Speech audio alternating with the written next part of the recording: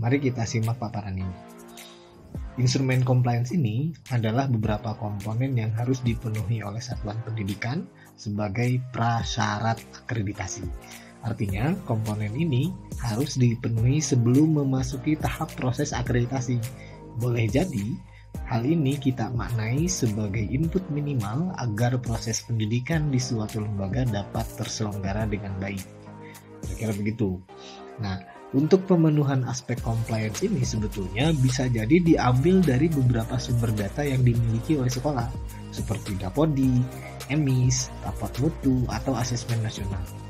Dan tentu dilengkapi dengan beberapa data yang mesti diinput serta disesuaikan pada saat kita mengisi aplikasi Sispena. Nah, kira-kira begitu. Nah, dalam hal ini terdapat dua aspek compliance, di antaranya ada compliance mutlak dan compliance relatif. Artinya jika sekolah ibu dan bapak mau mengajukan diri untuk menjadi sasaran akreditasi atau mungkin sudah ditetapkan menjadi sasaran akreditasi, maka harus memenuhi semua indikator compliance mutlak dan memenuhi beberapa indikator compliance relatif dengan skor minimal 60. Sehingga kalau sekolah madrasah ibu dan bapak belum bisa memenuhi kedua aspek compliance ini, maka dengan berat hati sekolah madrasah ibu dan bapak belum bisa melanjutkan ke dalam proses akreditasi selanjutnya. Kira-kira begitu. Baik, kita masuk ke dalam aspek compliance mutlak terlebih dahulu. Compliance mutlak ini adalah berbagai komponen yang sifatnya wajib dipenuhi. Tidak boleh tidak ada. Ini mesti ada, begitu kira-kira. Di mana aspek compliance mutlak ini terdiri dari 5 indikator gitu ya. Nah, yang pertama, ini yang wajib nih ya. Sekolah atau madrasah telah memiliki izin operasional. Ini wajib ya. Jadi bagi sekolah baru yang belum memiliki izin operasional itu belum bisa untuk diakreditasi. Kemudian selanjutnya, kepala sekolah atau madrasah memiliki surat tanda tamat pendidikan dan pelatihan calon kepala sekolah. Ini tentu dibuktikan dengan keberadaan dokumen sertifikat hasil diklat calon kepala sekolah.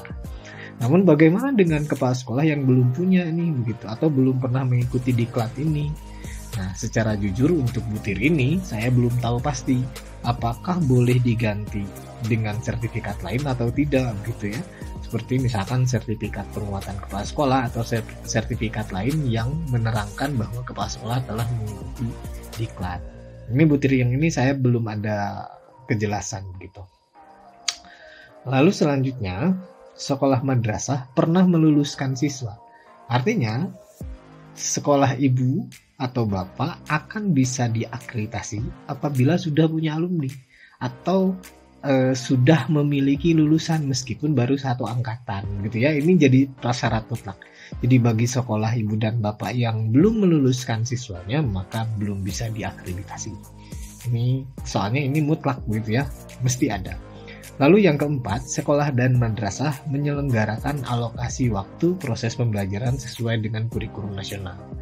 Dan yang kelima, sekolah atau madrasah menyelenggarakan seluruh mapel yang diwajibkan sesuai kurikulum nasional di seluruh kelas. Nah, untuk memastikan apakah sekolah bapak dan ibu sudah menyelenggarakan alokasi waktu serta mata pelajaran sesuai kurikulum nasional, nah ibu bapak silahkan dicek dalam beberapa dokumen peraturan yang berlaku tentang struktur kurikulum itu sendiri. Nah, perlu saya tekankan bahwa kelima indikator pada aspek compliance mutlak ini berlaku pada setiap jenjang pendidikan, baik itu di SD, di jenjang SMP, SMA atau SMK dan lain-lain. Ini berlaku, wajib ada, gitu kira-kira. Lalu yang kedua adalah instrumen compliance relatif. Instrumen ini adalah komponen-komponen yang sifatnya relatif dan sebisa mungkin dipenuhi secara maksimal. Tetapi apabila sekolah tidak mampu memenuhi semuanya, maka minimal sekolah ibu dapat memenuhi sebagian besar instrumen tersebut dengan skor minimal 60. Atau simpelnya gini deh, minimal memiliki nilai setengah N+1 gitu loh.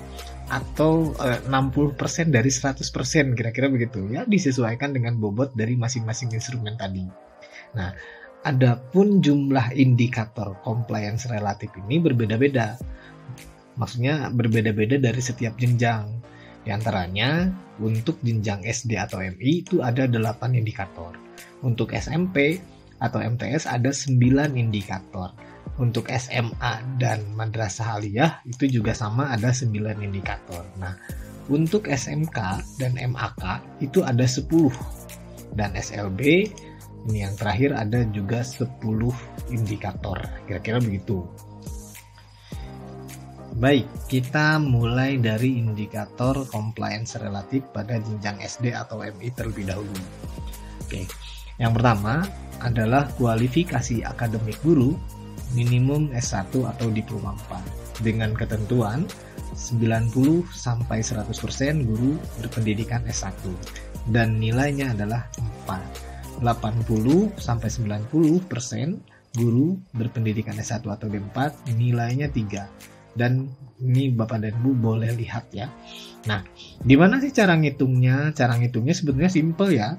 Cara ngitungnya tinggal kita hitung saja jumlah guru S1 dikali 100 dibagi total jumlah guru yang ada. Misalkan di sekolah Bapak dan Ibu memiliki guru yang S1 itu ada 5 orang. Dan semua guru di sana ada 6, maka tinggal kita hitung saja. Di mana 5 guru yang S1 maksudnya dikali 100 sama dengan 500. Nah, 500 dibagi 6 berarti 83,33%. Maka 83 ini memiliki nilai 3 karena ada pada rentang 80 sampai 90. Kira-kira begitu ya. Selanjutnya, yang kedua adalah guru yang memiliki sertifikat pendidik. Di mana sertifikat pendidik ini didapatkan apabila telah lulus proses sertifikasi, baik itu PLPG ataupun PPG. Kira-kira begitu. Ketentuannya sebenarnya hampir sama, cuma besarannya 85% sampai 100 memiliki sertifikat pendidik, maka nilainya 4 dan seterusnya ke bawah. Cara ngitungnya pun juga sebetulnya sama ya, kayak tadi begitu. Jumlah guru yang bersertifikat dikali 100 dibagi total guru semuanya. Kira-kira begitu. Lanjut ke poin yang ketiga, yaitu guru yang mengajar sesuai dengan latar belakang pendidikannya. Ini bisa disimak oleh Ibu dan Bapak apabila 85-100% guru yang mengajar sesuai dengan latar belakang pendidikannya, maka nilainya 4 dan seterusnya ke bawah. Kira-kira begitu. Artinya memang di sini ada berapa banyak guru lulusan PGSD atau PGMI yang mengajar di SD tersebut, begitu kira-kira. Cara ngitungnya sebetulnya sama kayak tadi ya. Total guru yang lulusan PGSD atau PGMI dikali 100 dibagi total semua guru. Begitu kira-kira. Oke, kita masuk ke poin yang keempat, yaitu sekolah atau madrasah memiliki tenaga administrasi yang memenuhi syarat sesuai dengan ketentuan. Nah, kalau untuk yang ini disesuaikan dengan kondisi di sekolah Ibu Bapak. Nah, akan mendapatkan nilai 1 apabila di sekolah tidak ada guru TU satupun, atau ada TU tapi memiliki ijazah di bawah SMA, kira-kira begitu ya. Nah, kemudian akan mendapatkan nilai 2 apabila di sekolah Ibu ada nih guru TU 1 orang dan memiliki ijazah SMA. Nah, itu nilainya pasti akan dapat 2, kira-kira begitu. Nah, akan mendapatkan nilai 3 apabila di sekolah Ibu memiliki lebih dari seorang. Artinya ada 2 orang atau 3 orang TU atau tenaga administrasi yang ketiganya memiliki kualifikasi pendidikan SMA. Kira-kira begitu. Akan mendapatkan nilai 4 apabila di sekolah Ibu memiliki lebih dari seorang tenaga administrasi. Artinya ada 2 sampai 3, di mana yang satu pendidikannya SMA dan di antaranya yang satu lagi atau yang 2 lagi misalkan memiliki kualifikasi di atas SMA. Misalkan Ibu mau punya 2 TU, yang satu lulusan SMA, yang satu S1 misalkan begitu, akan mendapatkan nilai itu kira-kira.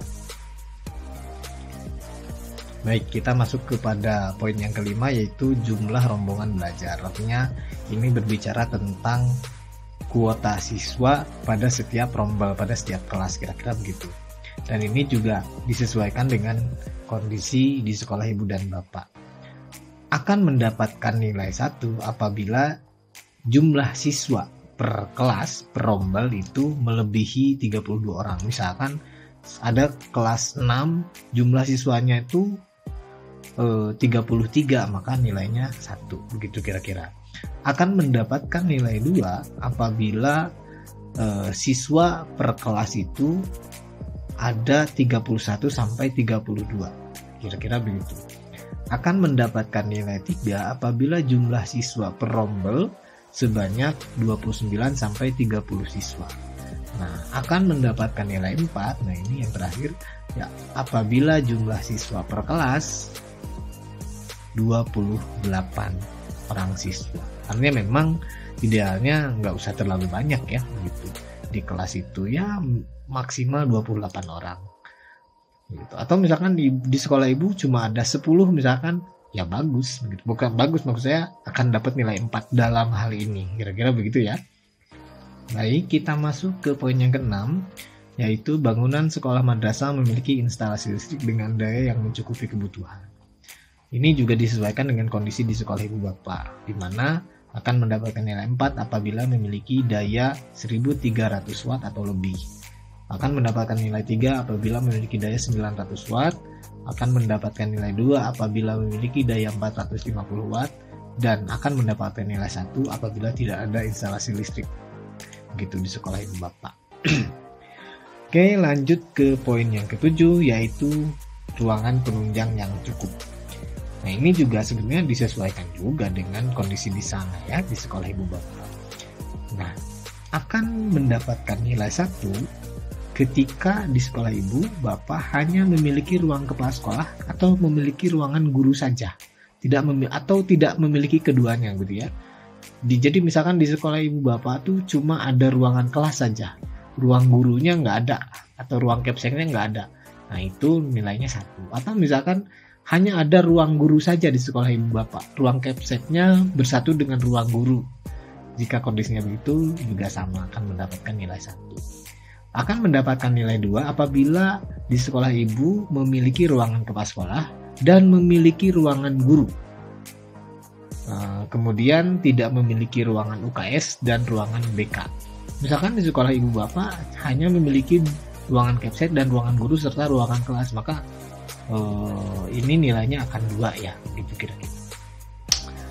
Kemudian yang ketiga adalah apabila kondisinya seperti ini, maksudnya apabila ibu dan bapak memiliki ruangan kepala sekolah, memiliki ruangan guru, dan memiliki salah satu dari ruangan UKS atau ruang BK. Misalkan di sekolah ibu tuh punya ruang capsek, punya ruang guru, dan punya ruang BK, berarti nilainya 3. Atau punya ruang capsek, punya ruang guru, dan punya ruang UKS, artinya memiliki nilai 3. Begitu kira-kira. Lalu yang keempat, memiliki ruangan capsek, memiliki ruangan guru, memiliki ruangan UKS, dan memiliki ruangan BK. Ini lengkap, berarti nilainya 4. Kira-kira begitu. Ya. Baik, kita masuk ke poin terakhir, yaitu sekolah madrasah memiliki WC atau jamban. Nah, akan mendapatkan nilai 1 apabila di sekolah ibu hanya ada 1 WC atau 1 jamban untuk seluruh siswa yang ada. Itu nilainya akan dapat nilai 1. Akan dapat nilai 2 apabila setiap 1 unit jamban untuk setiap 60 siswa. Artinya misalkan begini, misalkan di sekolah ibu ada 120 siswa. Nah, minimal ada 2 unit jamban gitu ya untuk 120 siswa tersebut. Begitu kira-kira. Selanjutnya akan dapat nilai 3 apabila minimum terdapat 1 unit jamban untuk setiap 60 siswa laki-laki atau pria dan 1 unit jamban untuk setiap 50 siswa wanita. Ini ya minimal untuk 60 pria 1 jamban, untuk 50 siswa wanita 1 jamban gitu ya. Ini disesuaikan saja.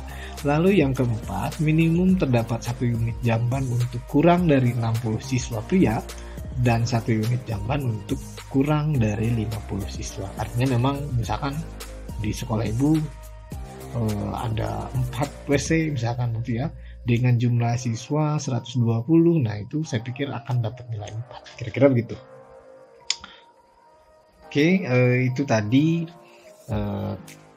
penjelasan tentang indikator compliance relatif pada jenjang SD atau MI. Nah, sekarang kita masuk kepada penjelasan tentang indikator compliance relatif pada jenjang SMP atau MTS.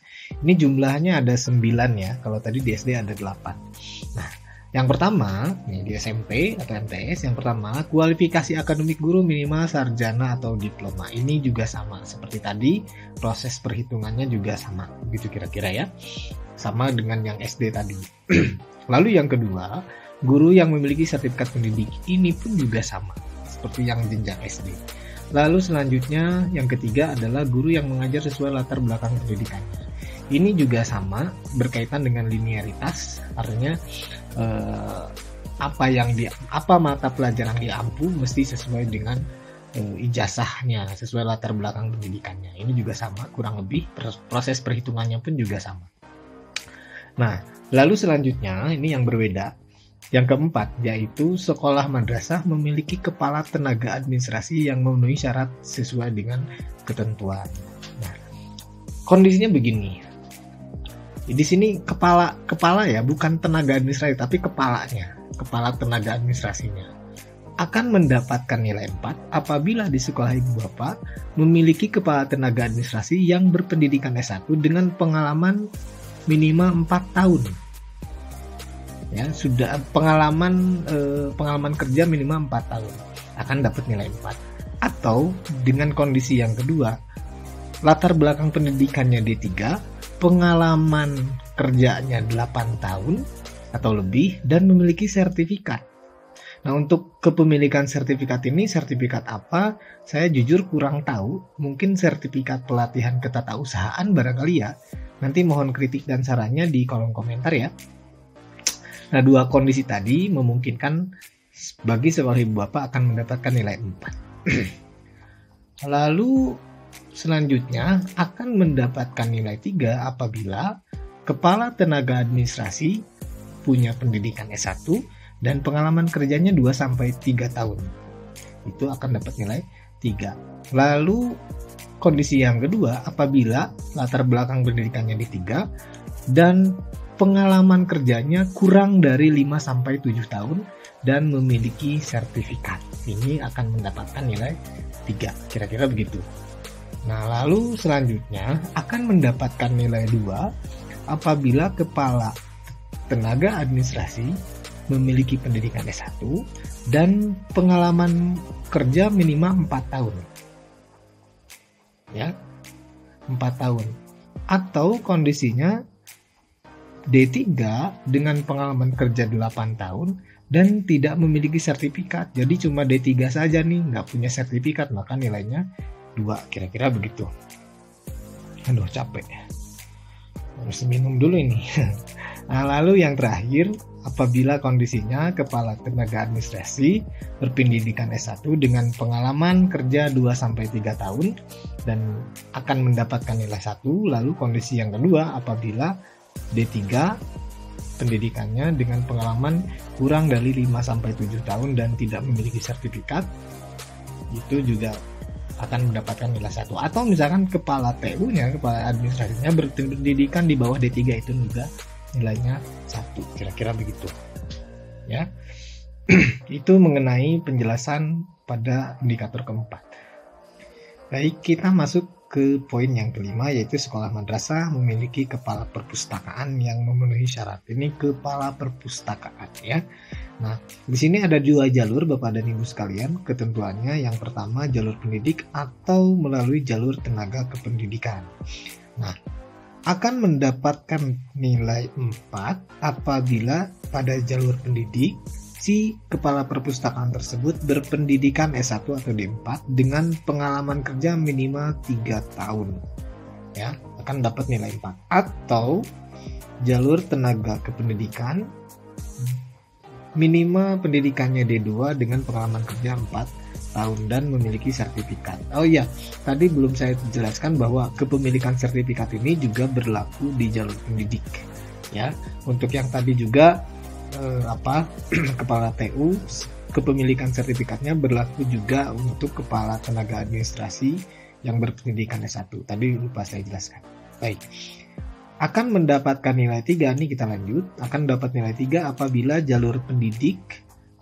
pada jalur pendidik si kepala perpusnya memiliki pendidikan S1 dan pengalamannya 1-2 tahun. Itu kira-kira. Atau di jalur tenaga kependidikan dengan pendidikan D2 dan memiliki pengalaman kerja 1-3 tahun serta memiliki sertifikat. Sekali lagi saya ulangi bahwa kepemilikan sertifikat ini sertifikat apa saya kurang tahu. Jadi mohon nanti penjelasannya di kolom komentar ya.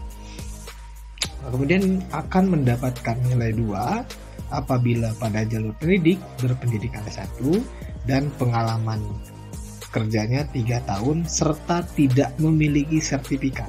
Nah, nilainya 2 nih kalau tidak memiliki sertifikat. Atau pada jalur tenaga pendidikan pendidikannya D2 dan pengalaman kerjanya minimal 4 tahun dan tidak juga memiliki sertifikat. Gitu kira-kira. Akan dapat nilai 2. Lalu yang terakhir akan dapat nilai 1 apabila di luar ketentuan 2, 3, dan 4 tadi. Kira-kira begitu ya. Maksudnya pada ketentuan yang sebelumnya. Baik, lanjut ke poin yang ke-6 yaitu jumlah rombongan belajar. Ini sebetulnya sama ya kayak tadi, cuma jumlah atau kuota per kelasnya beda. Akan dapat nilai 4 apabila satu rombel itu memiliki jumlah maksimum 32 siswa. Gitu ya. Berarti kalau 32 siswa ke bawah 31 misalkan, maka tetap akan dapat nilai 4. Lalu akan dapat nilai 3 apabila jumlah siswa per rombel sebanyak 32-34 orang siswa. Itu akan dapat nilai 3. Lalu akan dapat nilai 2 apabila jumlah siswa per rombel adalah 35-36. Akan dapat nilai 1 apabila jumlah siswa per rombel lebih dari 36 orang siswa. Itu yang ke poin yang ke-6. Masuk ke poin yang ke-7, yaitu bangunan sekolah atau madrasah memiliki instalasi listrik dengan daya yang mencukupi kebutuhan. Apabila memiliki daya 2200 watt atau lebih akan dapat nilai 4. Akan dapat nilai 3 apabila di sekolah ibu dan bapak memiliki daya 1300 watt. Akan memiliki nilai 2 apabila di sekolah ibu dan bapak daya listriknya 900 watt dan akan dapat nilai 1 apabila memiliki daya di bawah 900 watt. Itu ketentuannya. Lanjut ke poin yang ke-8 tentang ruangan penunjang yang cukup ya. Akan dapat nilai 4 nih apabila di sekolah ibu bapak memiliki ruang kepala, memiliki ruang guru, ruang administrasi, UKS, BK, ruang ibadah, dan OSIS. Nah, apabila semuanya lengkap, maka dapat nilainya 4. Kira-kira begitu. Akan dapat nilai 3 apabila memiliki ruangan kepala, guru, administrasi, ibadah, dan memiliki 1-2 ruangan diantaranya UKS, BK, dan OSIS. Misalkan ibu hanya ruang BK dan ruang OSIS-nya ini nggak punya nih. Nah, nggak apa-apa asal punya ruang UKS. Gitu kira-kira ya, akan dapat nilai 3 gitu. Tentu dengan ruang kepala, guru, ruang TU, ruang ibadah, dan memiliki 1-2 ruang UKS misalkan atau ruang BK misalkan, maka nilainya akan dapat 3. Nah, akan dapat nilai 2 apabila di sekolah ibu memiliki ruang kepala sekolah, memiliki ruang guru, ruang administrasi, tempat ibadah, tetapi tidak memiliki ketiga ruangan ini, yaitu ruang UKS, BK, dan OSIS. Itu tidak dimiliki, hanya ibu misalkan hanya memiliki ruang kepala, ruang guru, ruang TU, dan ruang tempat ibadah. Cuma punya ruangan itu, ya udah nilainya berarti 2. Tidak memiliki salah satu dari ruang kepala dan ruang guru atau ruang administrasi, maka nilainya 1. Nah, ini jangan sampai seperti ini ya. Ruang kepala minimal harus ada, atau ruang guru lah gitu ya, ruang guru mesti ada. Nah, yang terakhir poin yang ke-9 tentang sekolah madrasah memiliki WC atau jamban. Ini sebenarnya sama ya kayak yang tadi di SD, cuma jumlah kuota siswanya dan jumlah jambannya berbeda gitu ya ketentuannya. Akan dapat nilai 4 apabila minimum terdapat 1 unit jamban untuk kurang dari 40 siswa pria dan 1 unit jamban untuk kurang dari 30 siswa wanita. Kira-kira gitu. Akan dapat nilai 3 apabila minimum terdapat 1 unit jamban untuk setiap 40 siswa pria dan 1 unit jamban untuk setiap 30 siswa wanita.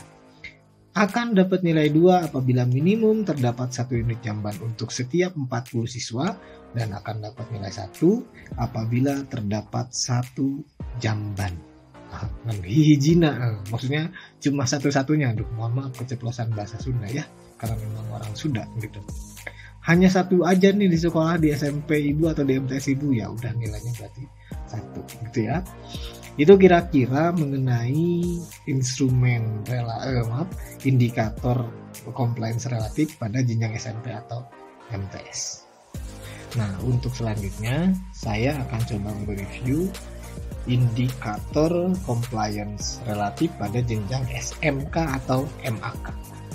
Mohon maaf untuk yang SMA dan yang MA itu saya skip karena jumlah indikatornya sama dengan SMP dan rincian butirnya pun juga sebetulnya mirip-mirip lah dengan yang SMP gitu ya. Jadi akan saya skip saja.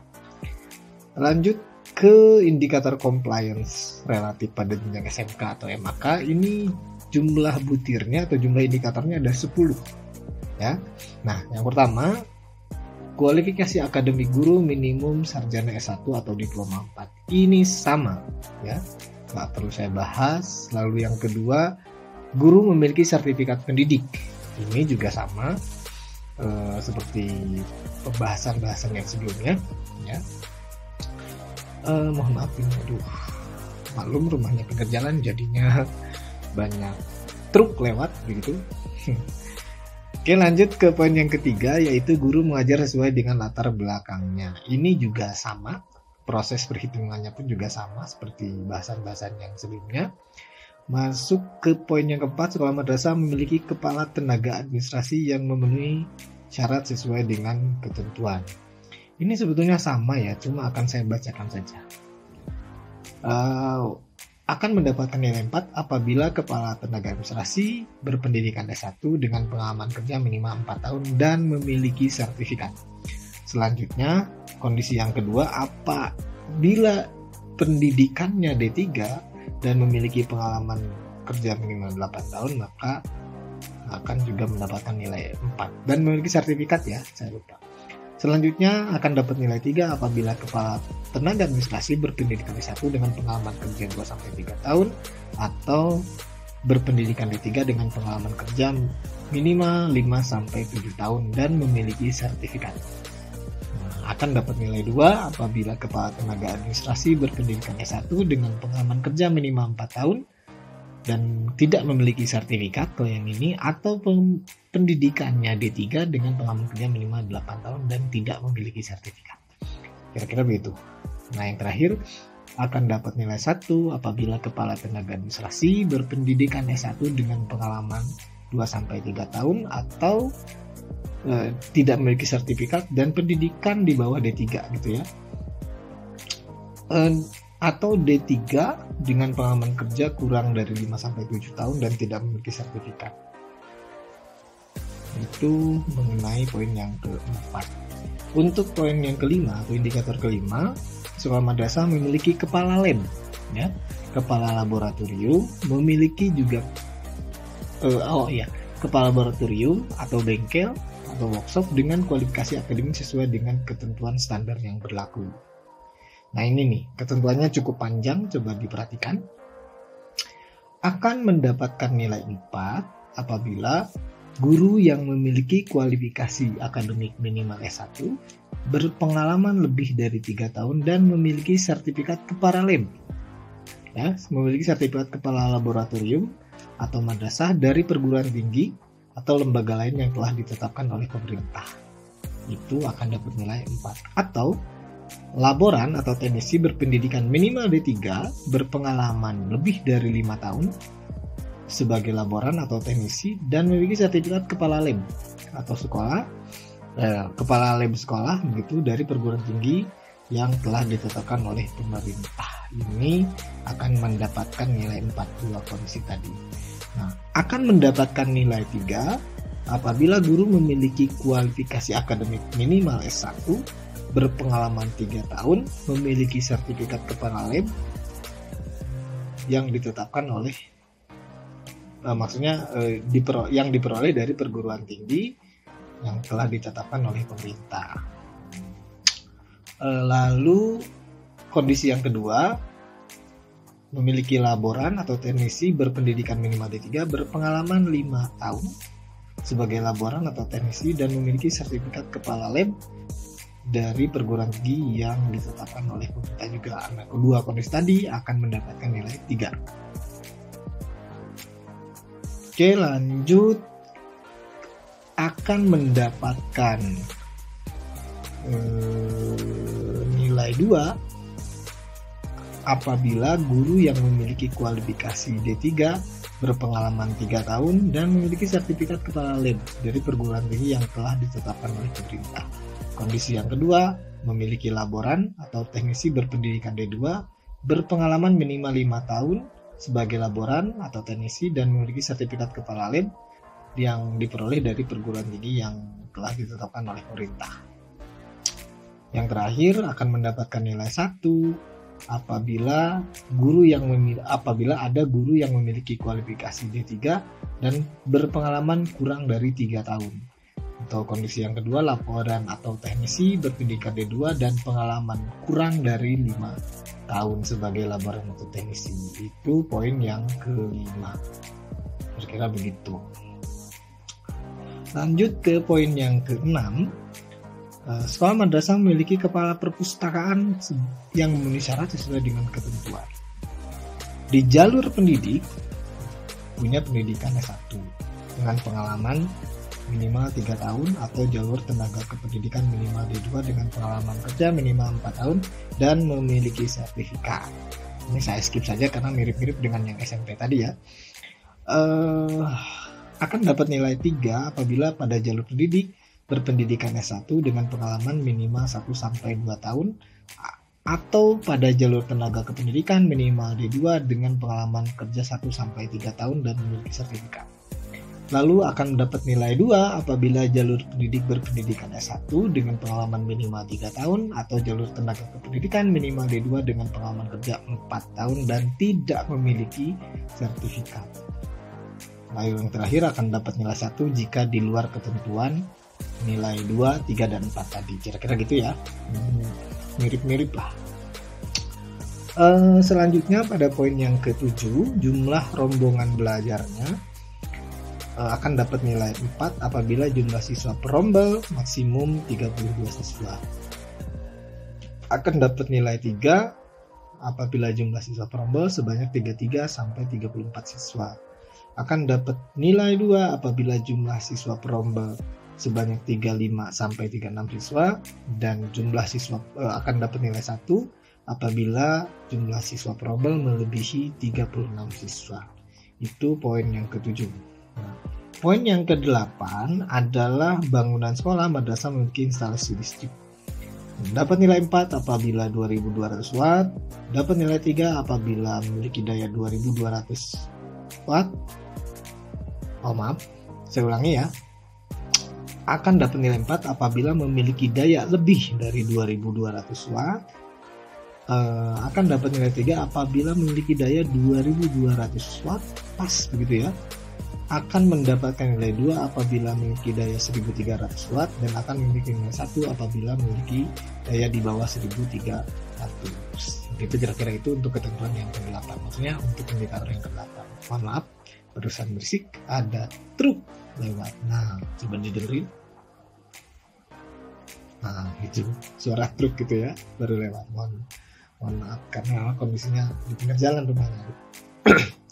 Lanjut ke poin yang ke-9, yaitu ruangan penunjang yang cukup.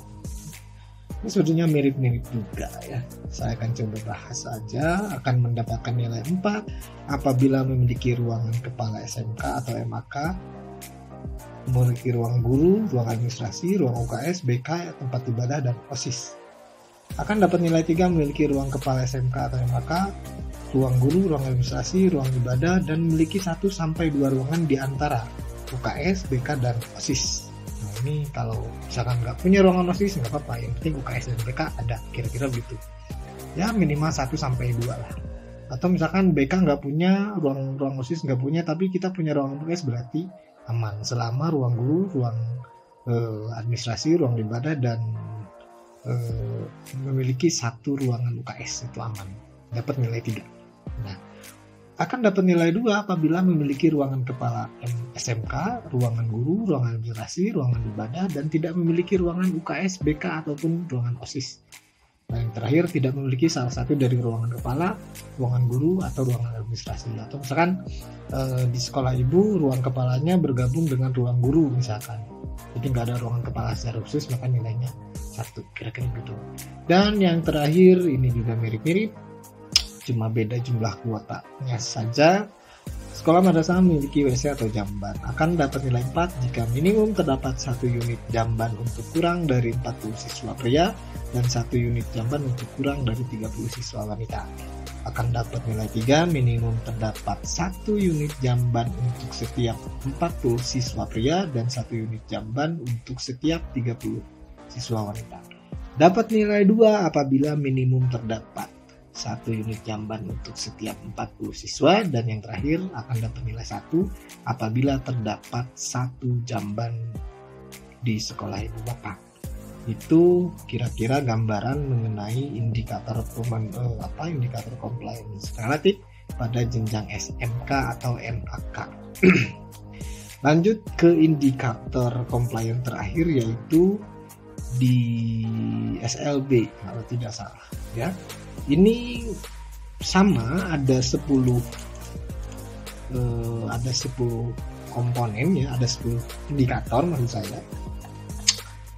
Yang pertama di jenjang SLB ini, kualifikasi akademik guru minimal S1 atau D4, ini sama, nggak usah saya bahas. Guru yang memiliki sertifikat pendidik, ini juga sama. Guru yang mengajar sesuai latar belakang pendidikan, ini juga sama gitu ya, maksudnya harus memiliki guru yang mengajar sesuai dengan jenis pendidikan yang dialaminya ketika S1. Ini rumpun keilmuannya mesti sama dengan apa yang diajarkan, kira-kira begitu. Pada poin yang keempat, sekolah madrasah memiliki kepala tenaga administrasi yang memenuhi syarat, ini juga sama ya, nggak usah saya bacakan, saya skip saja karena terlalu panjang. Bisa-bisa durasi waktu video ini terlalu lama gitu ya. Kemudian sekolah madrasah memiliki guru keterampilan. Nah ini yang unik, sekolah madrasah memiliki, ini poin yang kelima ya, sekolah madrasah memiliki guru keterampilan dengan kualifikasi akademik sesuai dengan ketentuan standar yang berlaku. Akan dapat nilai 4 apabila guru berpendidikan S1 dengan pengalaman mengajar minimal 4 tahun dan memiliki sertifikat. Nah, kemudian akan dapat nilai 3 guru berpendidikan S1 dengan pengalaman minimal 2-3 tahun dan memiliki sertifikat.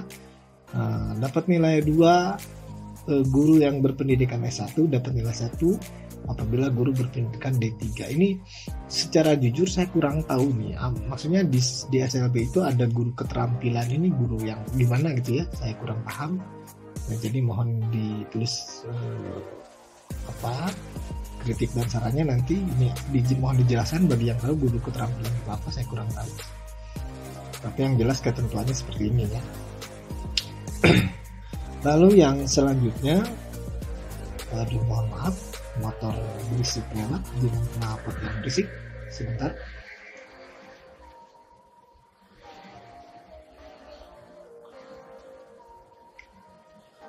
Selanjutnya, sekolah madrasah memiliki kepala perpustakaan yang memenuhi syarat sesuai ketentuan. Ini juga sama seperti yang pembahasan sebelumnya ya, kepala perpus. Nah ini jumlah rombongan belajar nih, beda. Ini mesti saya tekankan.